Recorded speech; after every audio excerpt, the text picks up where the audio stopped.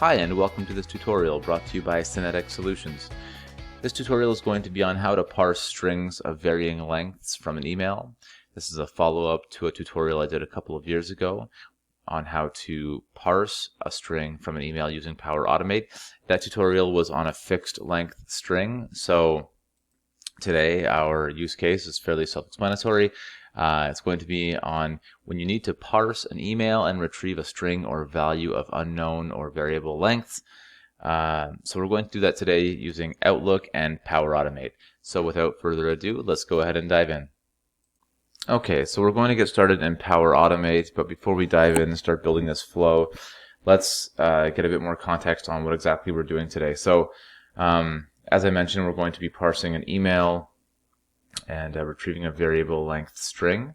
And so the use case is going to be, we're going to pretend that we've received some kind of email alert, and we're going to parse information from that email. So what I've done is I've just kind of mocked up this fake email text here. So memory usage, available memory, it doesn't really matter. And what we're going to do is basically read this email here. So we're going to start with techteam@syneticsolutions.ca, and then once we've done that, we'll do a second example using human resources at syneticsolutions.ca. So you can see these two strings are obviously different lengths, so we're going to go ahead and parse those out using two separate examples. And with that, let's get started. So we're going to go ahead and make a new flow. We'll say automated cloud flow. Let's say parse email. And we'll say search triggers when an email arrives. Let's do this one.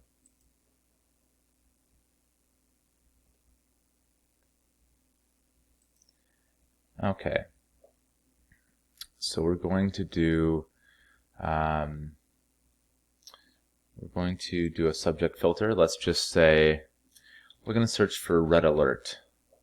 So picture getting some kind of alert notification to your inbox. Maybe you have, yellow warning alert, maybe orange is more serious, and then red might be the most critical one. So if there's a problem with a server or with an application, you might want to do something when you get a red alert. So we're going to look for subjects that contain red alert and then do something based on that. Okay, so we're just going to use a webmail client for this, and we're going to say server notification, and we'll say red alert, I don't know, memory usage, something like that. No, we're going to use, okay, we're going to say this, server name, it doesn't matter, some cool server. Okay, so this is going to be our email, and what I'm going to do is just send this to an inbox, and then we're going to just test the flow and just see what it does on this first step here. Okay, so let's go ahead and just test this out. Okay, flow checker, okay, that looks fine. Okay, we can't actually test it out until we have another step. So let's go to our next step. So what we want to do is we want to get the text from the email. So we want to kind of strip out a lot of the, if there's any HTML in the email or any additional sort of characters and things like that. So I'm going to choose the option HTML to text. Okay. Right, and the input is going to be just the, we're going to say, okay, this is going to be just the email body. So let's just say from here, when the email is received, we want to get the email body. Okay, save that. Okay, now let's just see what this does. So I'll run a test. Okay, we'll say manually.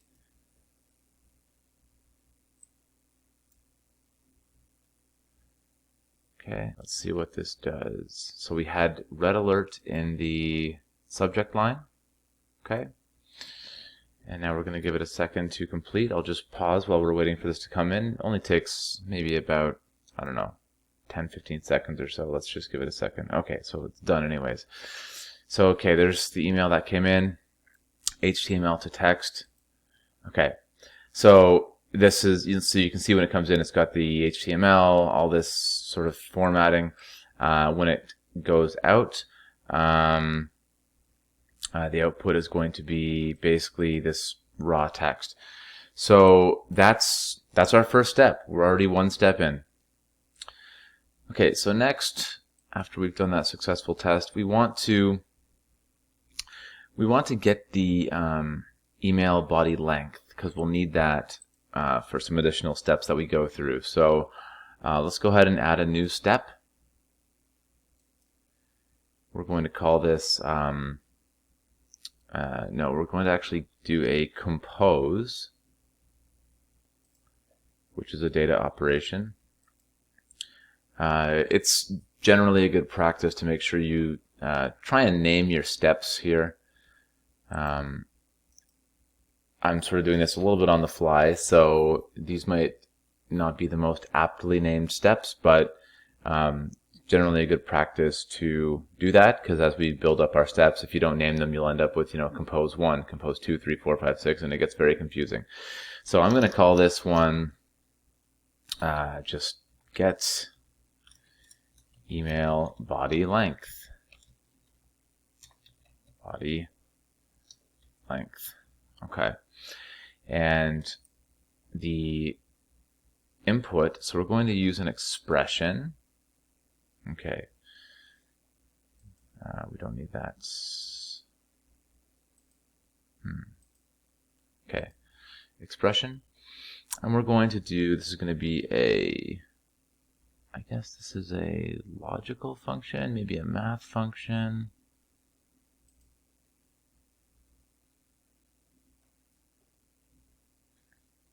No, logical function. So it's going to be, oh, no, here it is. Oh, sorry, collection. Yeah, length. So we're going to say the length of, we can flip back here to dynamic content, and we want to get the length of the HTML to text. So basically, right here. That's it. That's kind of all we need to do for that part.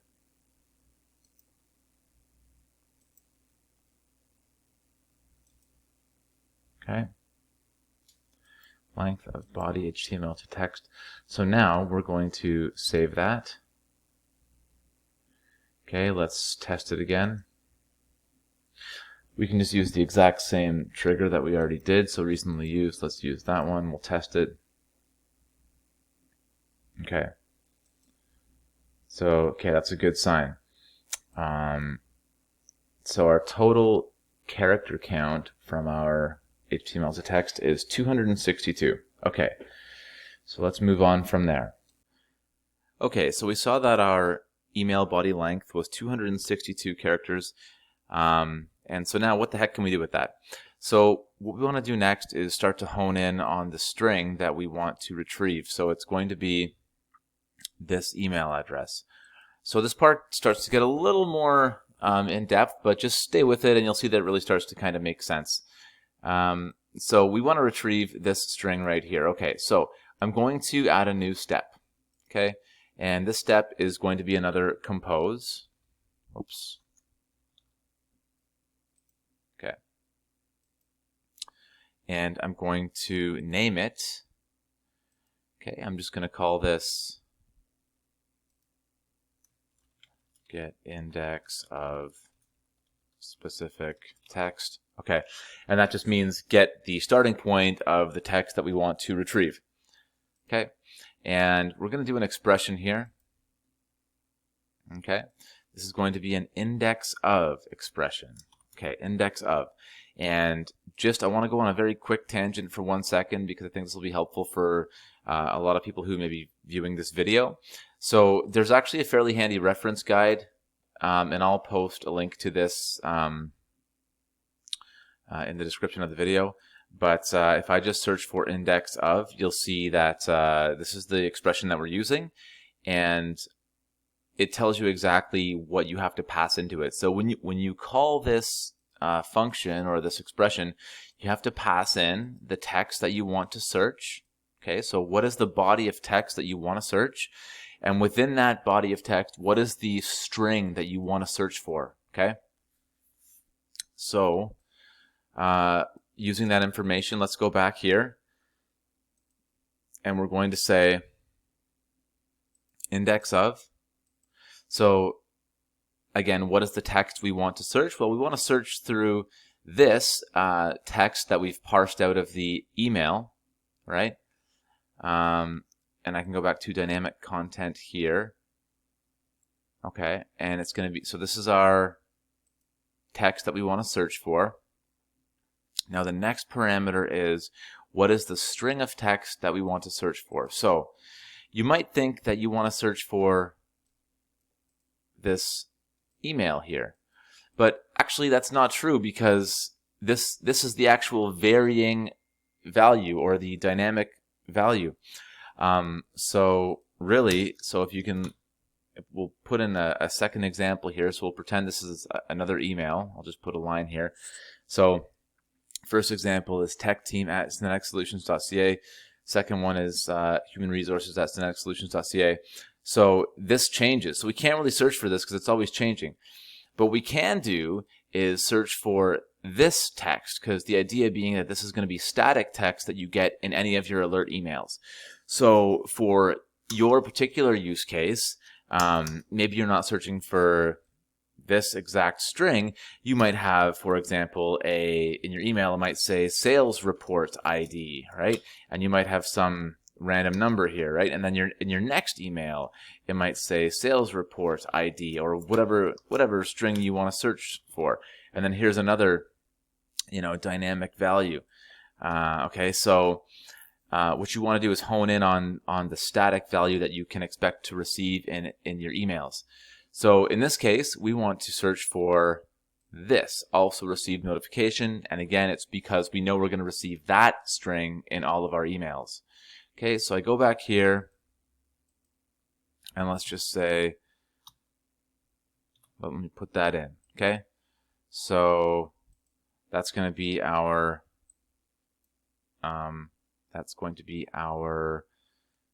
string that we search for. So I'll go to OK. Let's save this. Okay, let's test it out. Now let's just use the exact same trigger that we already did. Okay, ran successfully. Okay. Okay, so this says 173. So what does that mean? It means that from our email, this string, so right here, this starts 173 characters into our 262 character body, right? So okay, we've targeted this. But the thing is, we want to actually target this dynamic string here. So what do we do there? Well, we've got our index, but actually what we want to do is wrap this up in an add expression. And without trying to make things too confusing, let's go back to our reference guide. So let's look for add. Okay. Maybe let me just go back here. So where's add? Okay, add. Okay. So again, pretty straightforward if you just kind of break it down and just take a simplified look at it. So the add expression is going to take, you're just going to add two numbers. So the first number and the second number. Okay, so for our use case, we know we've got the first number because this is 173, I think it was, right? So really, if we add this up, I'm going to say add, okay? And now, okay, so, whoops, we've lost it now. Okay, so let me put that back in, add, right? And then we have to actually wrap, so we have to wrap this in the closing bracket there. So we're adding, the first value is just this entire expression here. This is our value number 1. And again, just to come back in, this is the first value, which ends up equaling 173. And then we have to also figure out what is the second value that we want to pass to that. So we put a comma and then the second number. Okay, so what's that second number going to be? Well, let's just add up the length of this string. So 1, 2, 3, 4, 5, 6, 7, 8, 9, 10, 11, 12, 13, 14, 15, 16, 17, 18, 19, 20. 1, 2, 3, 4, 5, 6, 7. 27. Okay, looks good to me. Let's just call it 27. Right? There we go. Okay. So let's just see now what this does. We'll save it. And again, you can see as I'm going through this stuff, it's very incremental, and it's just, if you just kind of break down your requirements and go through it piece by piece, you'll find you'll have some success when you just kind of do it just incrementally, and don't get overwhelmed by what you're trying to do. Just kind of do it bit by bit. Okay. Okay. So now we know that, let's just see here, have specific text. Index of specific text. Okay. So this was 173 or 72, whatever it was.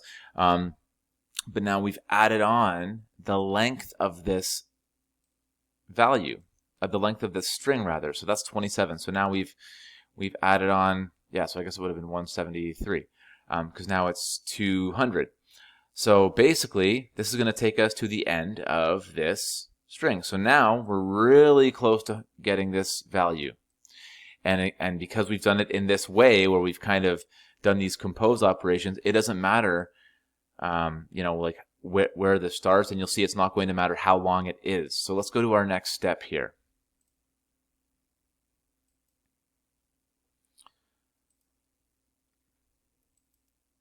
Okay. So the next thing that we want to do is we want to actually get the rest of the message after the text index. So let me just break this down. We're going to say compose. Okay. I'm going to call this compose rest of message after text index. Okay, that's probably too long of a name when you're sort of using it within, when you're kind of using it as sort of parameters for your expressions, but it's fine for now. So what we want to do now, so basically the idea here is, let's go back to our email. Let me just grab this one. We'll just kind of give ourselves a clean canvas here. So we know we can grab this piece right here. So this starts 200 characters in. So we want to grab the rest of the email, and I'll put it down here. We want to grab the rest of it because to get the ending of this string, we need to have the rest of the email body as a substring. And you'll see why that is. So we don't really care about the beginning of it now. We want to just get the rest of the email, the rest of the email body, and then we'll use that to get the email address. So let's look at what to do here. Okay. We're going to say we want to get a substring. Okay. And just one more time, just to make it super clear, I'm going to go back to our handy dandy reference guide. Okay. And I'm just going to search for substring. Don't know if I went back. far enough. Let's just see substring. Substring.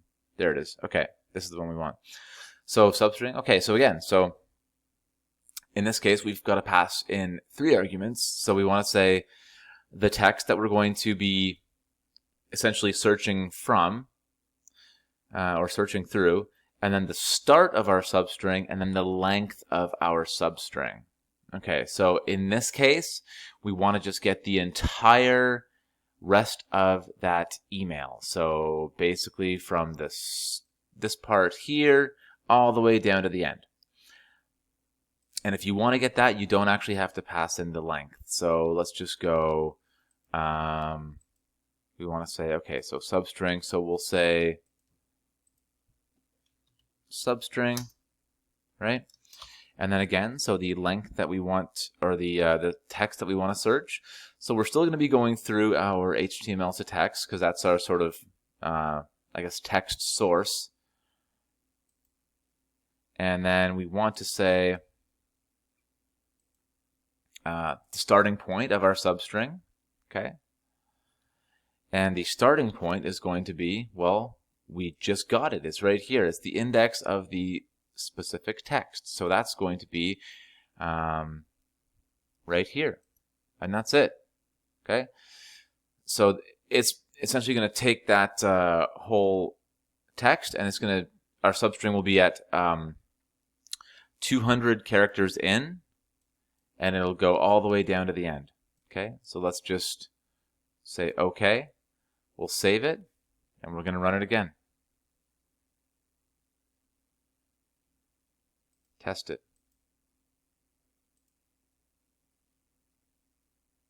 Okay, there we go. Okay, and if I go back here, that's exactly what we had expected to receive. So that we now have the start of our email address, and we have the rest of our email. So now we just got to do a couple more things to be able to get the end point of this. So let's continue on.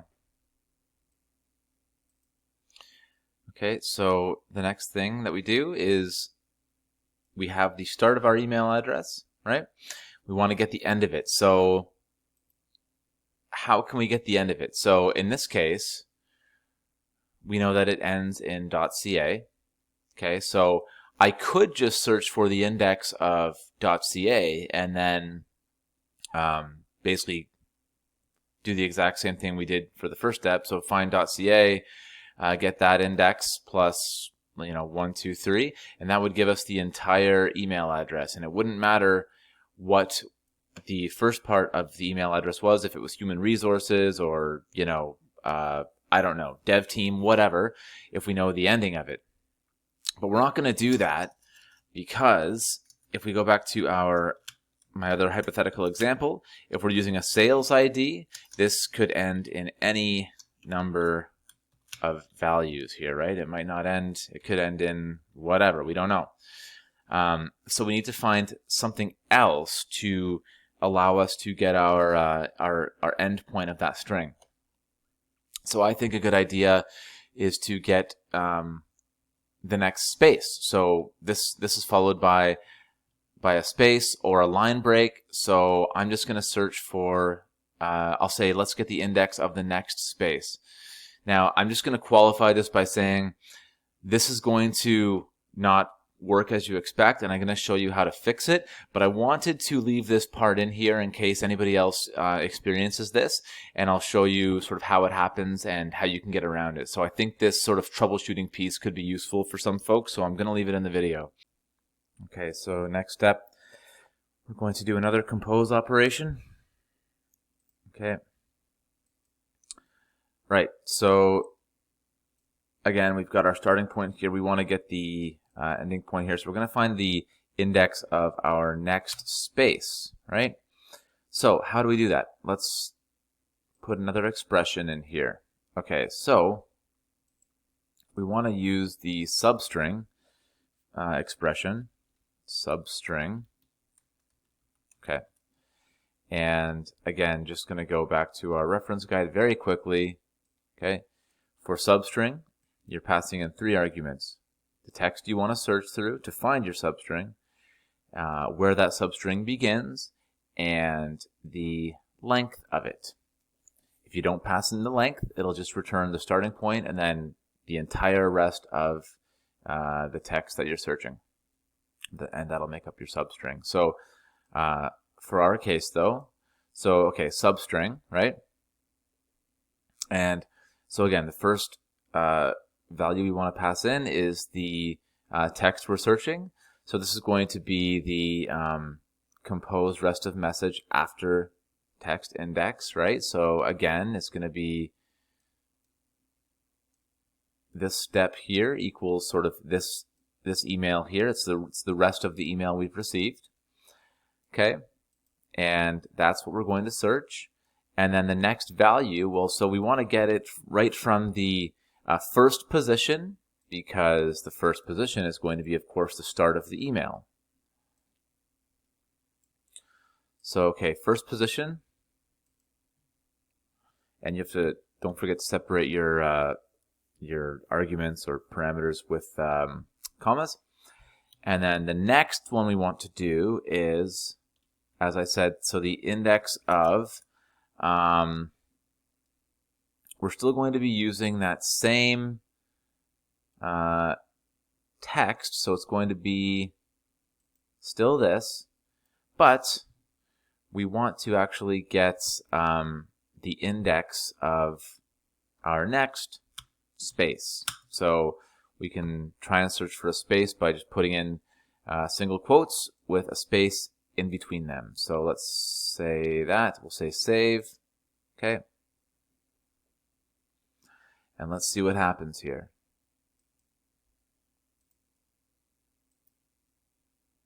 And we'll test it out. Okay, so it ran successfully, so that seems to be a good sign. So we want to basically hope to see our email address rather. So we look at the raw outputs.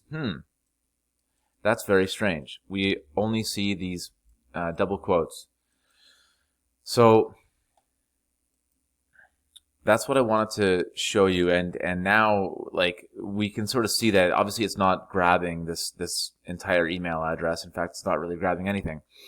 So why is that? So we look at our raw outputs, and you can see that actually what's happening is it's got the email address here, but you can see it's got these line breaks, which are sort of denoted by this \n. So we've got 3 line breaks,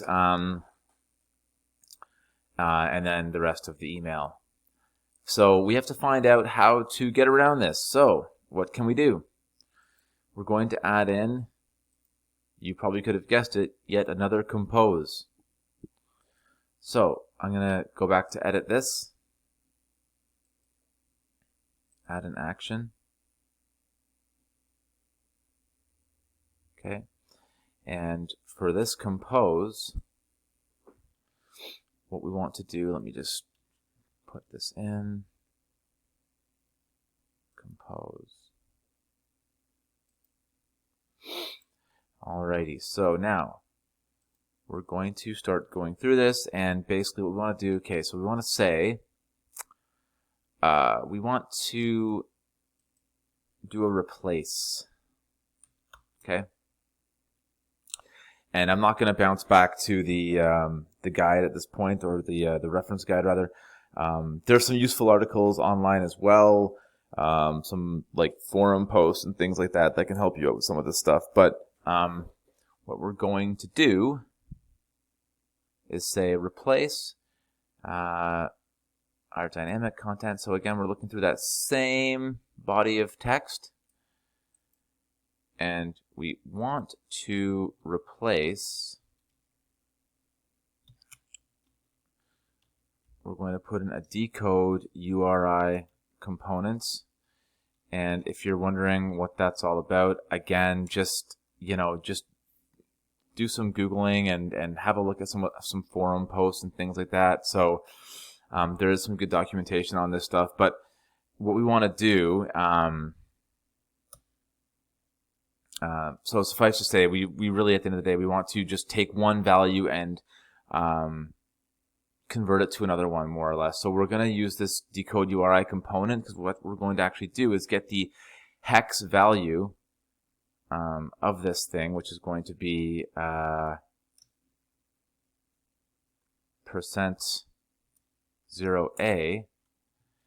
and we're going to just replace it with let's just replace it with something called, I'm going to call it LB for line break, and just in case there happens to be another LB characters in succession, I'll call it LBX, just to give it some a bit of differentiation there.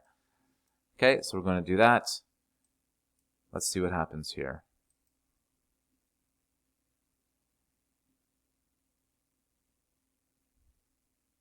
Okay.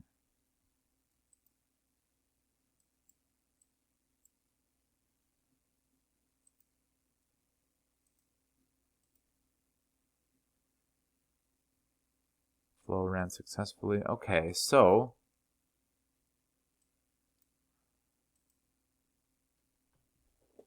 what's going on now? So we have this same step working. Our raw outputs, we now have this, and now it's replaced by LBX, not that carriage return. So LBX, LBX, LBX, because if you remember, we had 3 of those /n's in a row. And then down here, we still have that same issue happening because we didn't update this. So what we actually want to do at this point is we want to just sort of modify this piece, and we want to say, so our substring, we still want to get a substring, but instead of searching for the index of this blank space or a white space, we're going to just say LBX, because that's what we decided to make it. And let's say save, test it out again.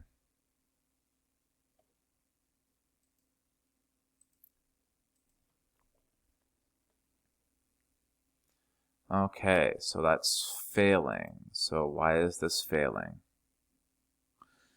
Cannot be longer than the source string.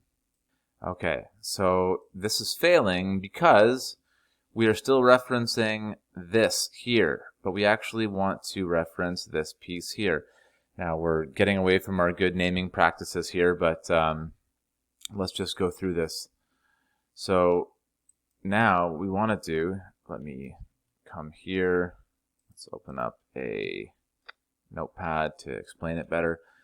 So we had a substring step, which is referencing our earlier step here. But we actually don't want to do that. We want to actually say, in fact, let's just clear the whole thing out and rebuild it. We want to say substring. Okay, get rid of that. Let's try this. Okay, so substring. Okay, and now we want to use our, let's say compose 2, because we want to get this piece. This is a good sort of illustration of why you want to name your steps properly, because as you can see, we have a bunch of compose. But anyways, we want to get the output of that from the first position, and then we want to say we want to get that all the way to the index of.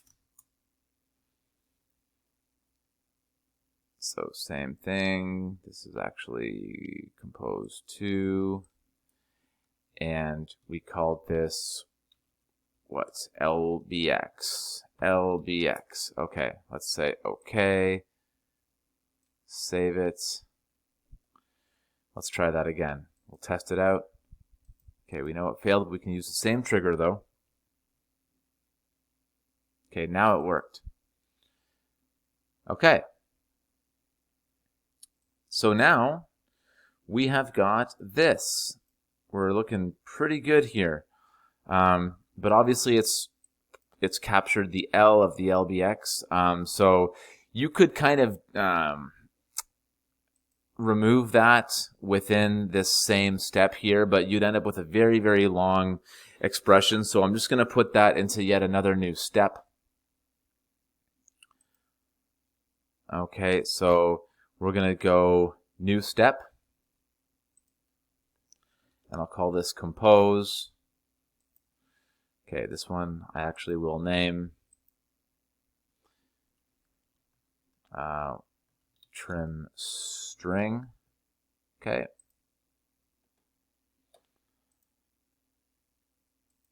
And for this one, we want to use our slice. Okay, and dynamic content. So we're going to reference this output. So this is going to be here. And again, I really recommend going to the reference guide, look up the slice expression, and then you can see what parameters you have to pass into it. But what it does is for the slice, it's going to say basically the text you want to work with. So in this case, it's from our compose step, and then where you want to start it here. And what do you want to slice off? We want to slice off one character from the end. So it's going to be -1 because we want to subtract that that L at the end. So we're going to say OK, save this. Let's test it.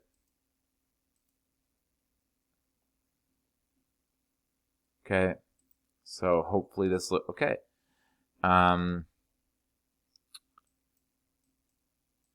Now it's cut off our. Now it's actually cut off this T here from our tech team. Okay, so I think I know why that's happening actually. So let's go to edit. I think I made a mistake here on our substring expression. Yes, I picked it up from the first, it's actually a 0-based index, so you want to actually start with 0. And I suspect that this is now going to mean that we probably don't need this trim string step, but let's just test it out.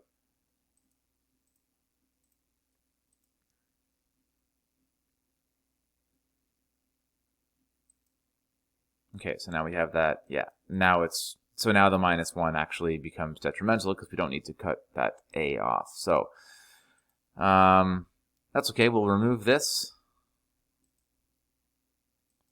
Save it.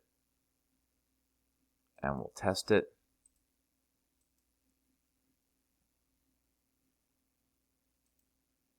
Okay, and there we go. That's looking very good.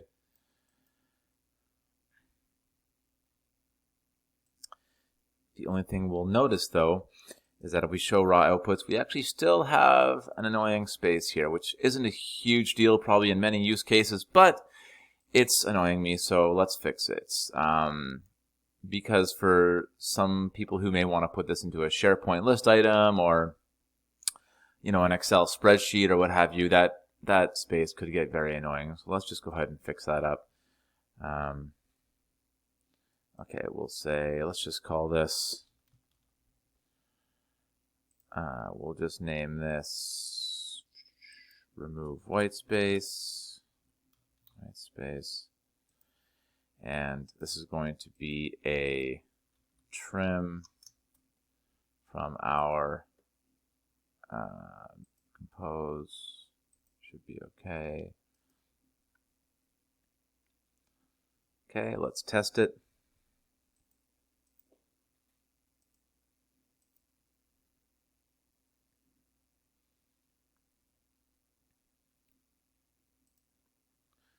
Okay, there it is. Okay, excellent. So that's exactly the output we want to receive. So the next step is let's test it out with yet another email of a different length. So going back to the very start of this video, I said that we were going to do a couple different examples. So the first one we've done, and the second one now, let's do human resources at syneticsolutions.ca. Okay.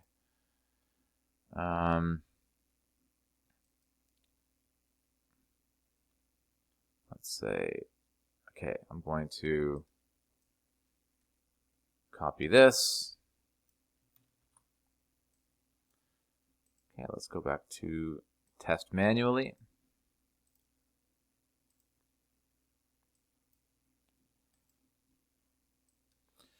Okay, we're going back to our web client here, and so it's waiting for us to test this. So let's paste this here. Okay, subject, memory. I don't know exactly what I called it, but it was something like memory usage, red alerts. Please review.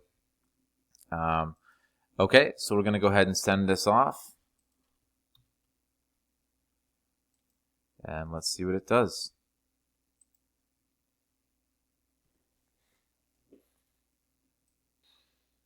Okay, so I paused the video for 1 second there as it was spinning around waiting to receive the email and run the flow.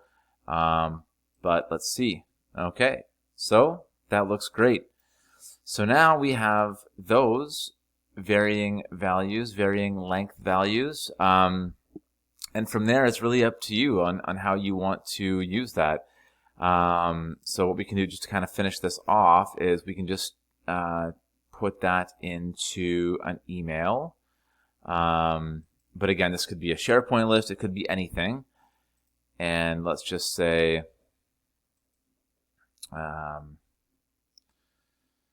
say send email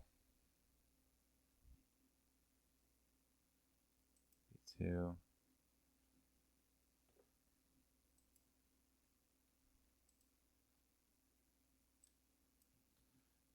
Okay, we'll send it here. We'll say subject email test. Okay, and then all we'll do is we'll just take for our body content, we will just say, we'll just make it simple. So from the outputs, and this is going to be the output of remove white space. Okay, and that's it. Let's save this.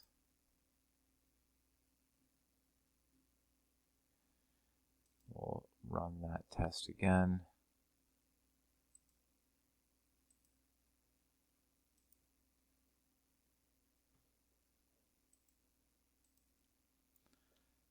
Okay, let's see what happens. We'll give that a minute to come in. Okay, and here it is from the output. Human resources at syneticsolutions.ca. And that's it. That is the end of the tutorial. So that is how you can get strings of variable lengths parsed out from your email using Power Automate with Outlook. Thanks a lot for watching. Don't forget to like and subscribe, and be sure to check out syneticsolutions.ca for all your IT and consulting needs. Thanks again, and we'll see you next time.